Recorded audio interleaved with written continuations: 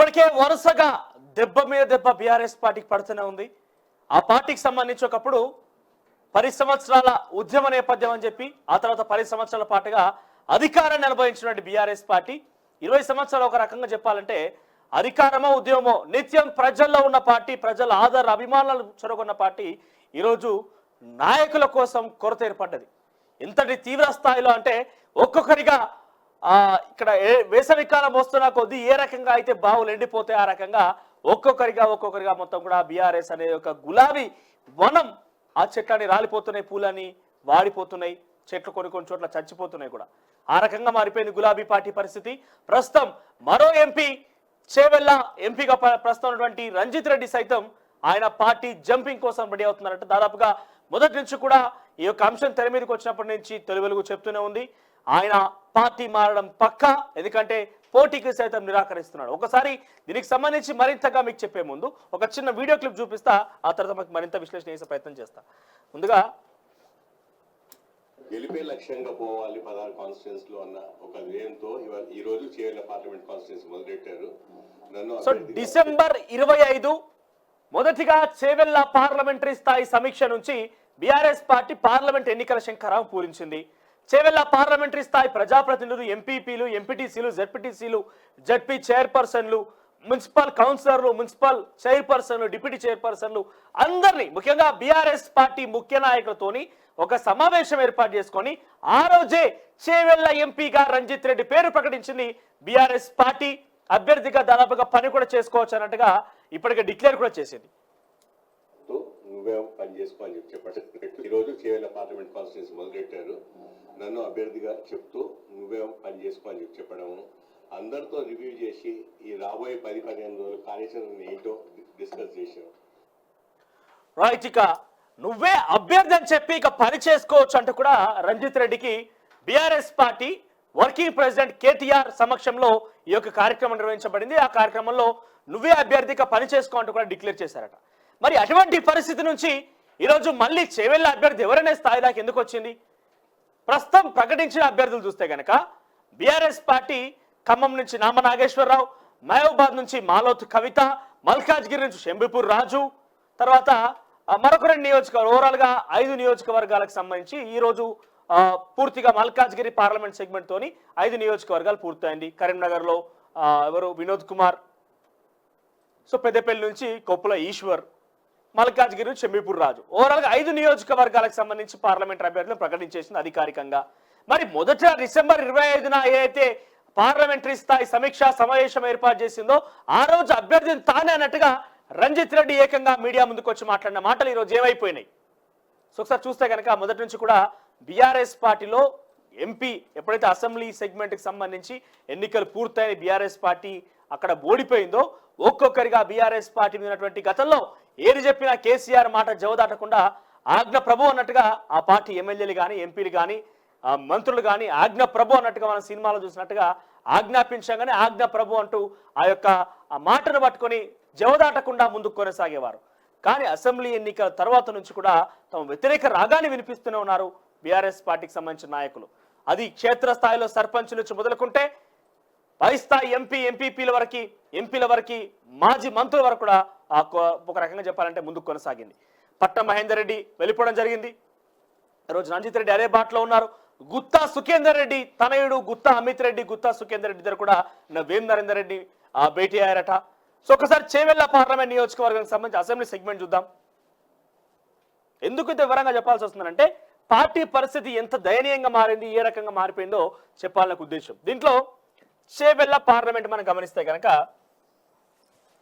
Chevella parliamentary నియోజకవర్గానికి మహేశ్వరంలో Savitha Indra Reddy BRS party, రాజేంద్రనగర్లో ప్రకాష్ గౌడ్ బీఆర్ఎస్ పార్టీ, ఇండైరెక్ట్ గా ఆయన ఇటీవల కాలంలో రేవంత్ రెడ్డితో ప్రత్యేక భేటీ తర్వాత ఆయన బీఆర్ఎస్ఆ కాంగ్రెసా, అధికారికంగా అయితే బీఆర్ఎస్ పార్టీ ఎమ్మెల్యే అయినప్పటికీ కూడా కాంగ్రెస్ పార్టీతోని సఖ్యతగా ఉండడం ప్రారంభించిన తర్వాత కాంగ్రెస్ పార్టీ బీఆర్ఎస్ అని కొంత అంటే ఆ డిఫరెన్స్ అంటే అధికారికంగా బీఆర్ఎస్ అయినప్పటికీ అనఫిషియల్ గా కాంగ్రెస్ పార్టీ సహకారం కోరుతున్నాడు, కాంగ్రెస్ పార్టీతో కలిసిపోయినని చెప్పుకోవచ్చు.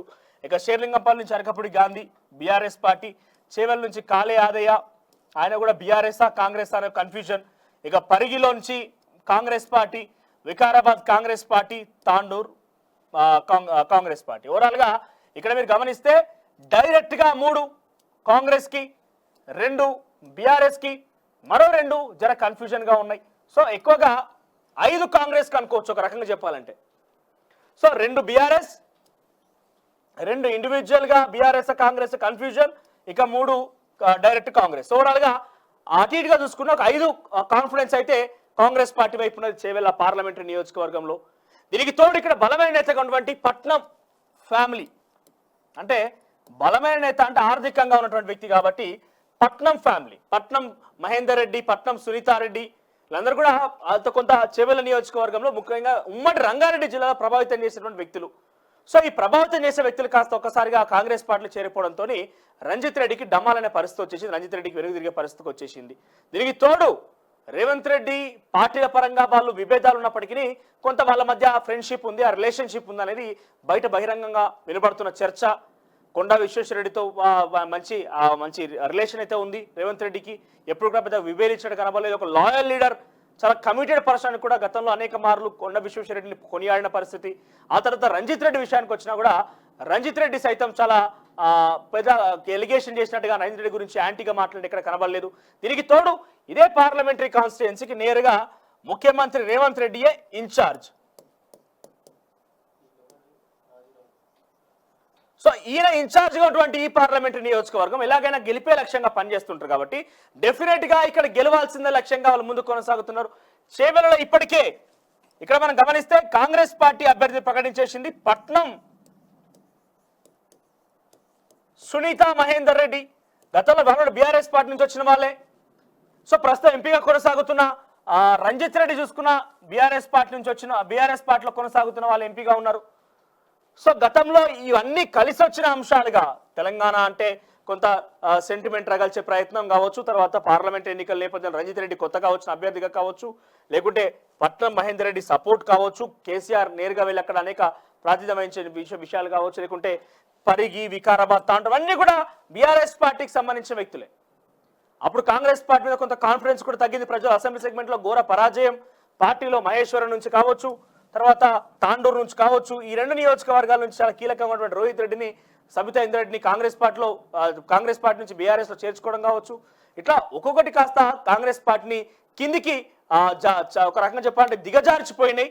కాంగ్రెస్ పార్టీ అక్కడ ఓటమి పాలైంది. కానీ ప్రస్తుతం ఉన్న సిచ్యువేషన్ కనుక మీరు అనలైజ్ చేస్తే ఇక్కడ ఉన్న సిచ్యువేషన్ లో దాదాపుగా 5 కాంగ్రెస్ పార్టీ సపోర్టివ్గా ఉన్నాయి, 3 డైరెక్ట్ గా, 2 ఇండైరెక్ట్ గా, మరొక 2 డైరెక్ట్ గా. అదేంది మహేశ్వరం నుంచి కావచ్చు, శేర్లింగంపల్లి కావచ్చు, 2 మాత్రమే 2 బీఆర్ఎస్ పార్టీకి ఫక్తుగా. ఇటీవల కాలంలో ఉమ్మడి నల్గొండ రంగారెడ్డికి సంబంధించినటువంటి జిల్లాల వ్యాప్తంగా పెట్టిన సమావేశంలో ఇటు మహేశ్వరం నుంచి తర్వాత శేర్లింగంపల్లి నుంచి 2 ఎమ్మెల్యేలు కూడా హాజరయ్యారు. ఎవరు కూడా హాజరు కాలే మిగిలిన వాళ్ళు. ఇక ఏకంగా అక్కడ అభ్యర్థిగా అని చెప్పినటువంటి రంజిత్ రెడ్డి సైతం ఆ మీటింగ్ హాజరు కాలే. సో ఇప్పుడున్న అంశం వల్ల ఏ రకంగా అయినా కూడా చేవెళ్ళని గెలిపించుకోవడమే లక్ష్యంగా ముఖ్యమంత్రి రేవంత్ రెడ్డి కలుపుతున్నటువంటి పావులో, ఆయన కలుపుతున్నటువంటి అడుగులో రంజిత్ రెడ్డి కూడా కాంగ్రెస్ బాట పట్టబోతున్నారు. ఇక చేరిక ఎప్పుడు అనేది కొంత సస్పెన్స్ గా ఉంది, కానీ దాదాపుగా ఆ అంశం ఖరారైంది. ఎందుకంటే ఇక్కడ రంజిత్ రెడ్డి సీఎం రేవంత్ రెడ్డికి కొండా విశ్వేశ్వరరెడ్డితో పాటుగా రంజిత్ రెడ్డితో కూడా మంచి సత్సంబంధాలు ఉన్నాయి, ఫ్రెండ్ రిలేషన్షిప్ ఉంది.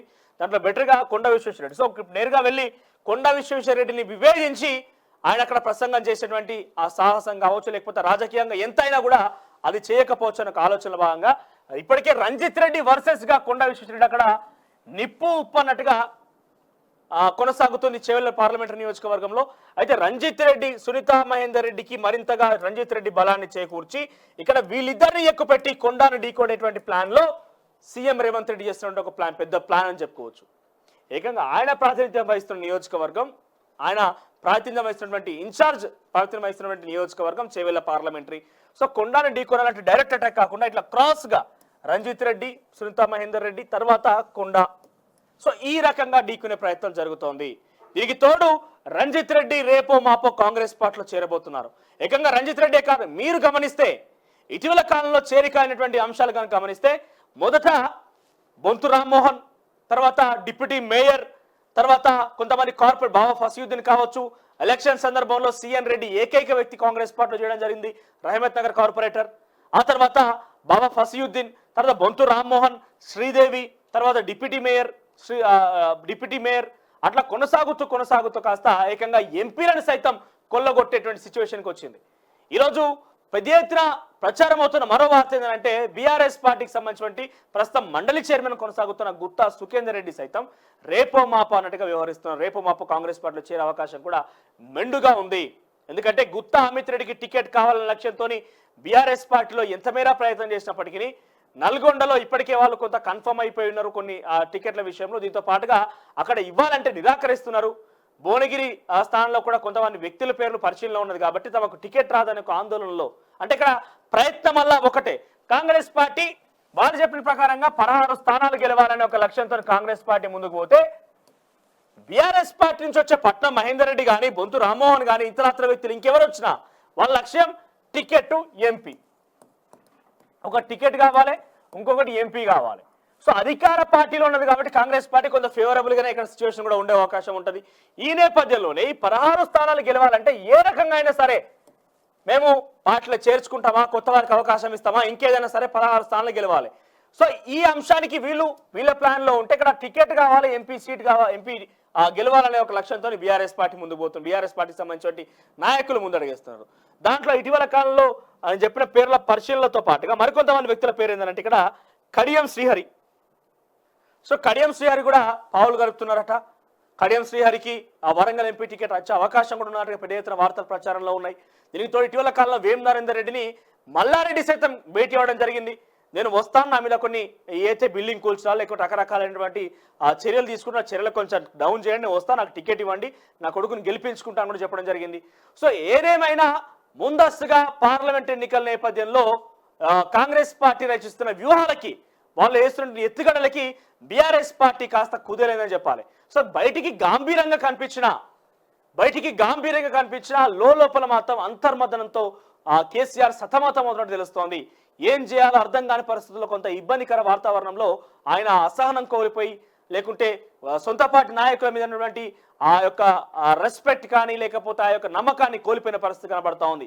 ఒక్కొక్కరిగా చేవెళ్ళ మొట్టమొదటి ఎంపీగా అంటే అధికారికంగా ప్రకటించే దాదాపు కరారెడ్డిగా మనం గమనించాలి. సో ఆ ప్రకటించినటువంటి ఎంపీ కూడా ఈరోజు ఇతర పార్టీల వైపు చూస్తున్నారు. అక్కడ అభ్యర్థి కొరత ఏర్పడింది. మీరు గమనిస్తే వరంగల్లో బీఆర్ఎస్ పార్టీకి అభ్యర్థి కరువైన పరిస్థితి కనిపించింది. చేవెళ్ళలో అదే పరిస్థితి కనబడుతున్నది. ఇంకా చాలా, అంటే అధికారంలో ఇప్పుడు మనం గమనిస్తే 119 నియోజకవర్గాలకి ఏకకాలంలో ఒకేసారి 115 నియోజకవర్గాల అసెంబ్లీ సెగ్మెంట్ లో ఎమ్మెల్యేలను ప్రకటించినటువంటి పార్టీ, సిట్టింగ్ లో కేటాయించిన పార్టీ ఇప్పుడు ఎందుకో సాహసం చేయలేకపోతుంది. మరి 17 స్థానాలే కదా వాళ్ళకు, రాష్ట్ర వ్యాప్తంగా మొత్తం ఎక్కడెక్కడ వాళ్ళ కార్యకర్తలు కానీ చాలా పకడ్బందీగా ఏర్పాట్లు ఉన్నాయి కదా, ఎందుకు ధైర్యం చేయలేకపోతుంటే అభ్యర్థులు కరువు. నేరుగా రంజిత్ రెడ్డి వెనక్కి వచ్చేసి నేను పోటీ చేయలేనని చెప్పి ఖరాఖండిగా పార్టీ చెప్పేసిండు. ఇక రేపో మాపో కాంగ్రెస్ పార్టీలో చేరే అవకాశం ఉంది. కాంగ్రెస్ పార్టీలో చేరి సీఎం రేవంత్ రెడ్డి వ్యూహాల్లో ప్రకారంగా, ప్లాన్ ప్రకారంగా ఆయన ఇండైరెక్ట్ గా కొండాను డీకేనేందుకు ఇటు రంజిత్ రెడ్డిని, పట్నం మహేందర్ రెడ్డిని ఇద్దరు కూడా రెడీ చేసి పెట్టిండు. ఏ రకంగా అయినా కూడా సీఎం ఇన్ఛార్జ్గా ఉన్నటువంటి నియోజకవర్గం, పార్లమెంట్ ఎన్నికలకు సంబంధించి ఇన్ఛార్జ్గా ఉన్న నియోజకవర్గం కాబట్టి గెలిపే లక్ష్యంగా ముందుకు కొనసాగు. అందులో భాగంగా రంజిత్ రెడ్డి రేపో మాపో పార్టీలో చేర్చుకునే అవకాశం కూడా ఉన్నది. చూద్దాం మరి ఏం జరగబోతోంది. ఇదే కొనసాగితే బీఆర్ఎస్ పార్టీ ఎటువంటి కట్టడి చర్య చేయబట్టబోతోంది. ఇక పోయే వాళ్ళంతా బేవర్స్ గాలంటూ కూడా నిన్న కేసీఆర్ సంబోధిస్తూ మాట్లాడడం జరిగింది. ఆ బేవర్స్ గాల గురించి అంటూ కూడా ఒక పరజాలం ఉపయోగించి ఆయన మాట్లాడడం జరిగింది. మరి మీ పార్టీలో ఉన్నప్పుడు ఎమ్మెల్యే కొనసాగినప్పుడు గుర్తున్నటువంటి మీరు మాట్లాడిన పరజాలం కావచ్చు, లేకుంటే ఈ మాట ఈరోజు పార్టీ వీడంగానే గుర్తుకొస్తుంది కేసీఆర్ అనే విధానంలో కూడా చాలా మంది అంతర్గతంగా పార్టీలో కూడా ఆలోచన చేస్తున్నారు. రేపటి రోజున మనం కూడా ఏదైనా చర్య తీసుకొని కాంగ్రెస్ పార్టీ ఒత్తిళ్లకు, కాంగ్రెస్ పార్టీ పథకాలకు ఆకర్షితులమైన ఒత్తిళ్లకి లొంగిపోయినా, ఏ రకంగా చేసినా మన మీద కూడా కేసీఆర్ ఈ రకంగా మాట్లాడే అవకాశం ఉన్నది. కాబట్టి వెంటనే మనం అటువంటి అంశం తెరరామికి రాకమునిపే మనం పార్టీ చేరితే బాగున్న రకంగా కూడా కొంతమంది పార్టీ నాయకులు ఆలోచన చేస్తున్నారు. ఏదేమైనా కాంగ్రెస్ లక్ష్యం 16 స్థానాలు, బీఆర్ఎస్ పార్టీ నుంచి ఇతర పార్టీ కాంగ్రెస్ పార్టీలోకి వచ్చే లక్ష్యం టికెట్, ఎంపీ ఎలక్షన్ లో గెలుపొందడం లక్ష్యంగా ముందుకు వెళ్తున్నారు. చూద్దాం మరి ఏం జరగబోతోంది, ఏ స్థాయిలో ఈ యొక్క ఎన్నికలకు సంబంధించి శంఖారావాన్ని కాంగ్రెస్ పార్టీ పూరించబోతుంది, ఇంకా ఏ స్థాయిలో పార్టీలో చేరికల అంశం. ఎందుకంటే ఎంత కాన్ఫిడెన్స్ లేకపోతే గేట్లు ఎత్తేస్తే మొత్తం మా పార్టీలోకి వచ్చే అవకాశం ఉన్నట్టుగా చెప్తున్నారు కాంగ్రెస్ పార్టీ నాయకులు, కాంగ్రెస్ పార్టీ ముఖ్యమంత్రి. అంటే అంత కాన్ఫిడెన్స్ ఉంటుంది. అంటే చాలా మంది అంతా భేటీ అవ్వడం కావచ్చు, వాళ్ళు ఏం చర్చ జరిపిర్రో, ఏ రకంగా బయటికి ఎటువంటి అంశాలు పొక్కకుండానే ఈ అంశాలు కొనసాగుతున్నాయి కాబట్టి మరింతగా కూడా చేరికలే అవకాశం ఉంది. ప్రస్తుతం అయితే ఒక ఎంపీ కూడా కాంగ్రెస్ పార్టీ వెళ్ళబోతున్నారు. చూద్దాం మరి ఏం జరగబోతుంది, కాంగ్రెస్ పార్టీ ఏ రకంగా చేరికల్ని ప్రోత్సహిస్తుంది అనేది.